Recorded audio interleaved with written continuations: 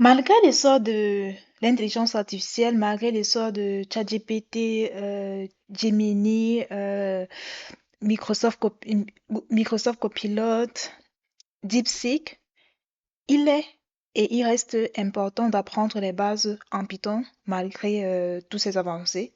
Pourquoi? Je vous propose quatre raisons d'apprendre les bases en Python malgré l'essor de l'IA, malgré ChatGPT, DeepSeek, Gemini, Copilot. Pour moi, la première raison d'apprendre les bases en Python, c'est que maîtriser les bases en Python vous permet de personnaliser les solutions existantes. Personnaliser ce qui existe déjà dans votre contexte. Et vous ne pouvez pas personnaliser ce qui existe déjà si vous n'avez pas les bases de programmation en Python. La deuxième raison, c'est que maîtriser les bases en Python vous permet également d'intégrer la compréhension métier. Parce que en fonction de votre contexte, en fonction de ce qui se vit, l'IA vit plein de choses, mais peut-être pas exactement ce que vous voulez tenir en compte dans vos analyses. Et il est donc important de maîtriser les bases, soit en Python, soit en R, pour pouvoir intégrer la compréhension métier. La troisième raison, c'est que l'IA ne permet pas de bien nettoyer efficacement les bases de données. Donc, pour nettoyer efficacement les bases de données, il est important de maîtriser les bases en Python. Et la dernière raison que je trouve assez importante pour maîtriser les bases en Python, c'est que lorsque vous maîtrisez les bases en Python, lorsque vous maîtrisez les bases en R, vous pouvez créer vos propres solutions. Donc, en ce jour, je vous présente le premier jour sur apprendre à programmer en Python. Ce sera fait en 15 jours. Bon, j'espère que ce sera tous les jours. Et dans le jour 1, on fera donc l'introduction à Python sur Google Colab. Je vous propose Google Colab ici là pour apprendre Python parce que cela nous sera utile pour la suite. Et pour cela, pourquoi Google Colab parce que c'est gratuit et pas besoin de maîtriser, pas besoin d'installer quoi que ce soit lorsqu'on débute en Python. Et pour commencer, Google Colab, il suffit juste de te connecter sur ton navigateur avec ton compte Gmail et t'identifier et puis tu tapes Google Colab. Quand tu tapes Google Colab et tu as là Google Colab et puis Google Colab. Et puis là, tu es là avec Google Colab. Là, ça s'est affiché là directement juste parce que je suis déjà connecté parce que je suis déjà connecté. Et puis, on va choisir autre chose pour vous qui vous connectez à Google Colab pour la première fois. Dans Google Colab, donc tu tapes là Google Colab et puis tu viens soit sign up pour voir ce qui est là. Sign up, là, c'est pour ceux qui sont déjà là et tu t'enregistres ou bien tu continues tout simplement avec celui-ci. Vu que c'est ta toute première fois, donc tu t'enregistres, donc tu crées ton compte, tu te connectes avec ton compte Google et puis tu as Google Colab et puis là tu commences New Notebook. New Notebook, ça te crée directement un nouveau notebook. Ça va prendre un peu de temps, mais après, ça va aller. Donc là, tu peux directement apprendre à coder directement sur Google Colab.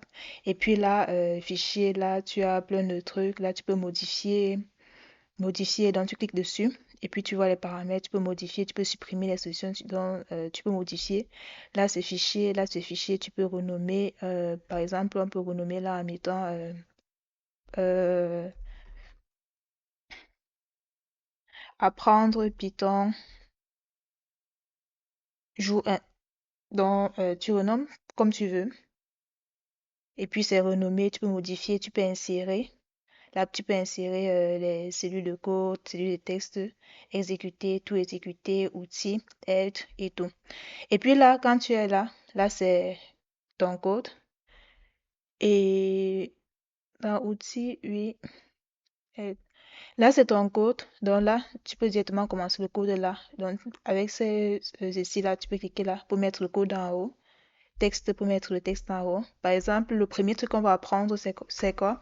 Comment afficher un message simple. Et double-clic. Un,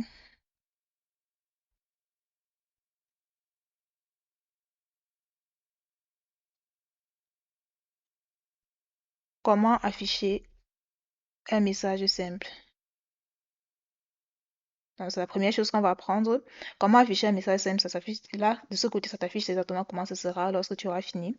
Tu peux le mettre en gras en sélectionnant, donc tu sélectionnes, et puis tu le mets en gras comme ça, ou bien tu le mets en italique. Donc, tu mets en gras en italique comme tu veux. Et puis là, tu peux mettre, faire une liste numérotée et tout. Et puis tu continues juste sur le deuxième. Comment afficher un message simple? Ça, tout simplement en utilisant la fonction print. Print, qu'est-ce qu'on peut dire? Print, bienvenue.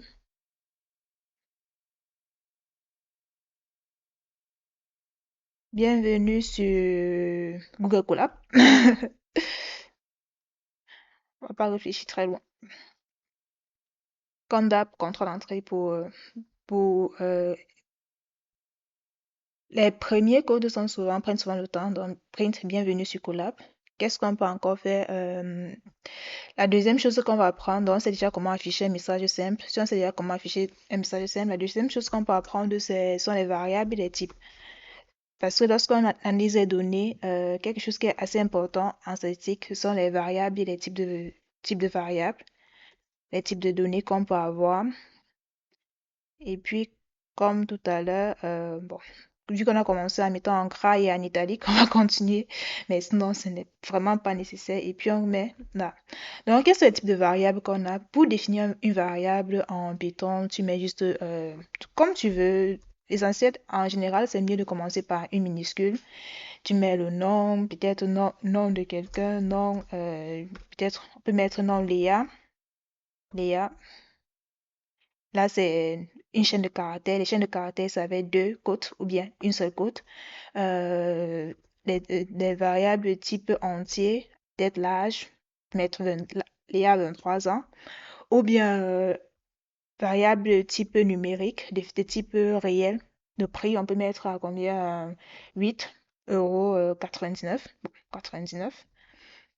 Là, c'est de type réel. Ou bien une variable de type, on a aussi les variables de type binaire. Là, tu peux aussi utiliser un trait tiré de 8 également pour mettre ton trait de caractère is rich égal, c'est true false. True. Donc là, tu as créé tes premières variables. Et puis par la suite, vu que tu as créé les variables, tu peux vouloir afficher. Par exemple, print entre parenthèses, tu mets les codes, tu mets je m'appelle deux points non entre guillemets et j'ai virgule. Donc tu mets tout ce que tu veux et j'ai H. Je m'appelle Léa et j'ai 23 ans. Tu peux également afficher cela en utilisant ce qu'on appelle les, la commande F qui te permet donc d'intégrer à la fois le texte et les variables dans ton jeu de données. Je m'appelle et pour mettre dans la variable, pour que le nom de la variable s'affiche, je m'appelle nom et j'ai âge, tout simplement.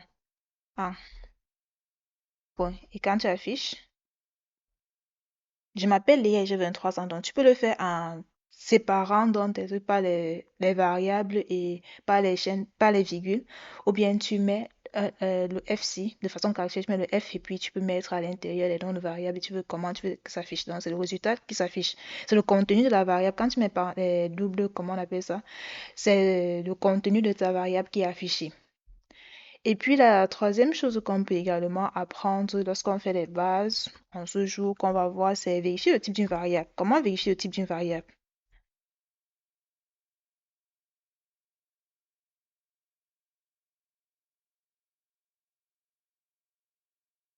Vérifier le type de variable. Pour vérifier le type d'une variable, tu mets tout simplement print type. Type, on va mettre quoi? Type non. On te dit c'est str. Str, ce sont les chaînes de caractères en fait. Tu peux également print également type quoi? H. H est de type entier. Tu peux également print type is rich. On va te dire type riche, is riche est de type booléen. Donc, quand tu as tes généralement tes variables, ta base de données, pour savoir le type, tu mets juste le type. Et pour finir, le prix,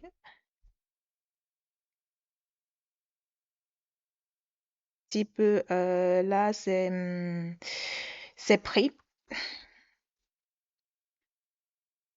On dit c'est flottant, donc c'est réel, réel flottant. Donc maintenant, c'est aussi vérifier les types de nos données. Lorsqu'on sait vérifier le type de nos données, un autre truc qui est assez important, c'est qu'on peut aussi vouloir recueillir les informations d'un utilisateur. Comment recueillir? Recueillir, on peut vouloir recueillir les informations d'un utilisateur. Que faire? Pour recueillir les informations d'un utilisateur, tu peux tout simplement, tu mets input, c'est avec la fonction input que tu recueilles les informations. Comment vous appelez-vous? Comment puis-je vous appeler?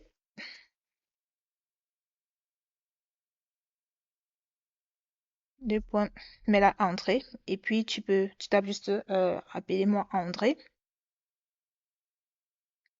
André. Donc, comment puis-je vous appeler André? Là, ça a affiché André, mais ça n'a pas enregistré. Pour enregistrer, tu peux donc garder cette information que tu veux recueillir dans une variable qui s'appelle nom. Nom user. Et puis, quand tu tapes là, je peux maintenant mettre je m'appelle Juliette. Donc, ça a recueilli. Si tu print euh, en utilisant encore notre F, elle s'appelle, bon, l'utilisateur s'appelle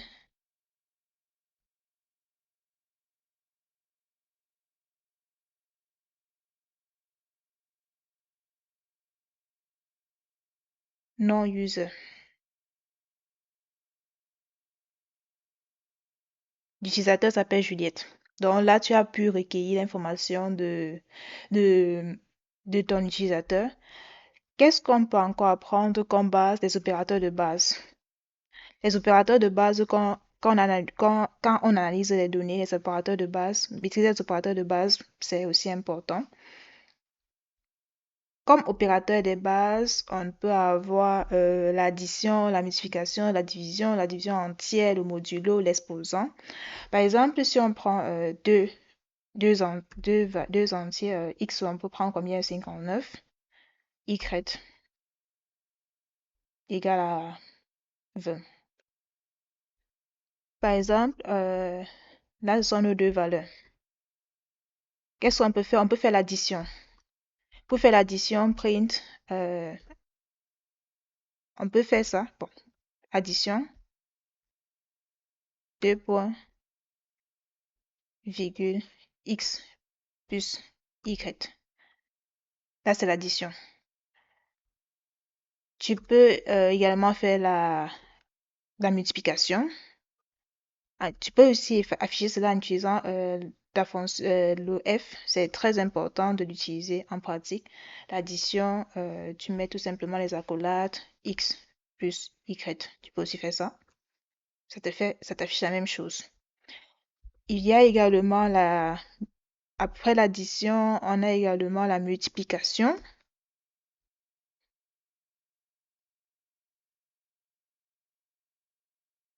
La multiplication, bon, vu que j'ai pas mis le F, c'est X étoile. La multiplication, c'est X étoile.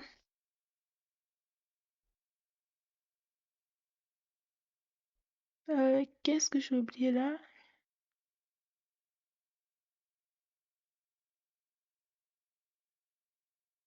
La virgule. Faut toujours séparer par une virgule. En plus de la multiplication, on peut aussi avoir la division.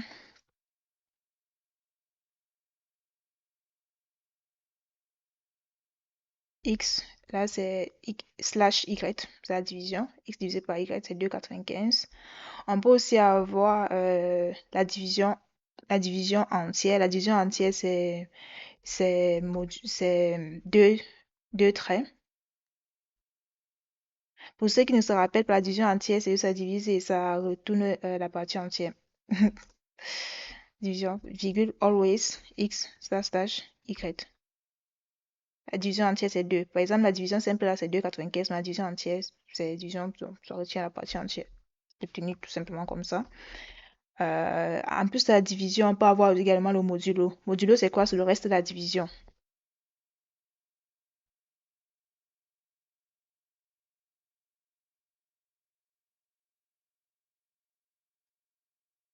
X modulo, modulo, c'est pourcentage.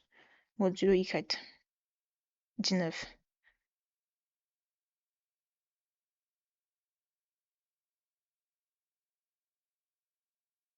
19. Dans le reste de la division euclidienne de 59 par 20, c'est 19. Le reste de la division entière. Et puis, on peut aussi avoir l'exposant.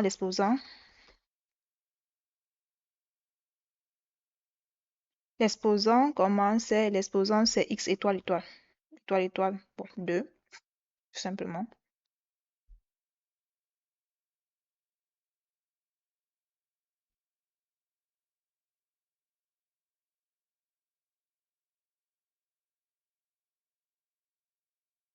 Print, j'ai mis la majuscule, c'est la minuscule, désolé.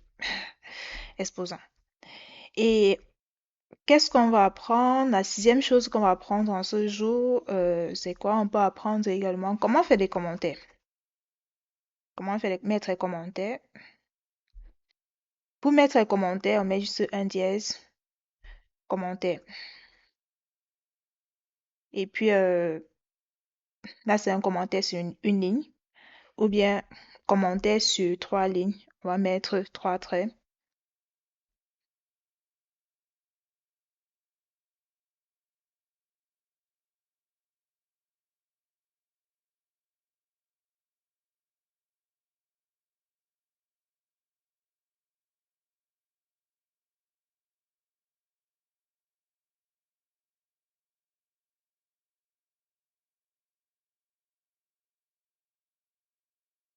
Et puis on fait 3. Puis quand tu affiches, il n'y a pas de problème. Et puis on va finir ceci en faisant, en terminant, on va terminer la séance de ce jour avec un- une petite note. Comment demander à l'utilisateur? Donc, on va essayer de demander à l'utilisateur deux nombres et afficher leur somme. Donc, on finit avec ce petit exercice. Demander à l'utilisateur deux nombres et afficher leur somme. Pour ça, on doit se rappeler comment demander à l'utilisateur deux nombres. On peut commencer par lui dire print, euh, bonjour, j'aime, je vais t'aider à faire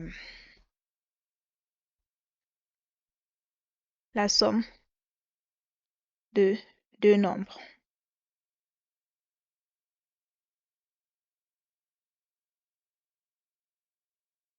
Somme d'app, j'ai mis le print avec majuscule. Print, je vais t'aider à faire la somme de deux nombres. Et puis, comme on a dit, pour demander à l'utilisateur un nombre, et vu que je vais faire la somme, il est nécessaire de garder ce nombre, nombre 1. Pour cela, on veut que le nombre qui va afficher ce soit un réel. Du coup, on force à ce que le nombre qui va afficher sera réel, input. Donc, ça va être convertir le nombre qui va mettre en réel. On va dire entrer un premier nombre.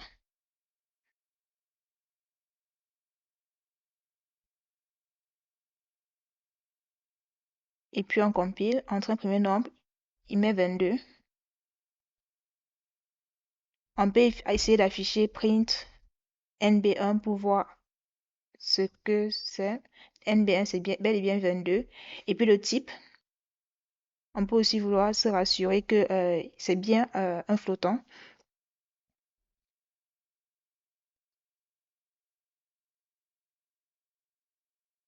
Flottant.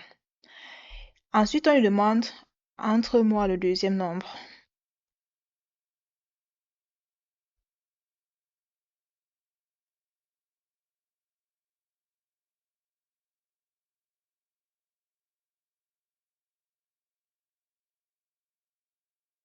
Entrez le deuxième nombre.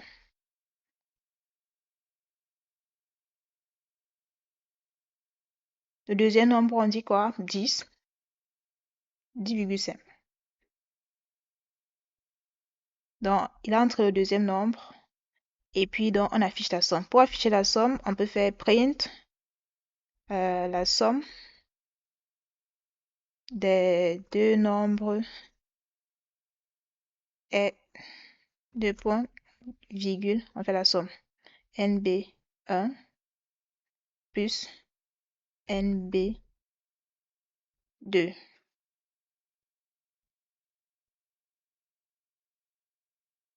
La somme des deux nombres est 32,5. Ou bien, on peut somme des deux nombres, somme égale à NB1, donc on affecte à la valeur somme la valeur NB1 plus NB2.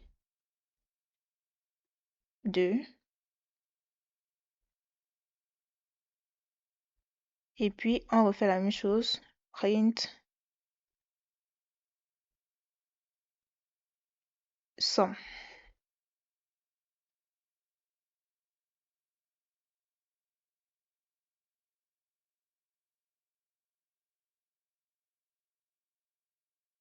Oubliez quoi? Sum is not defined. Ah ouais, je dois afficher là avec un grand S. 32,5, ça reste pareil. Et on peut également afficher en utilisant ce qu'on a dit, le F qu'on a vu tout à l'heure. Print F, la somme des deux nombres est deux points, virgule, somme. Ou bien la somme des deux nombres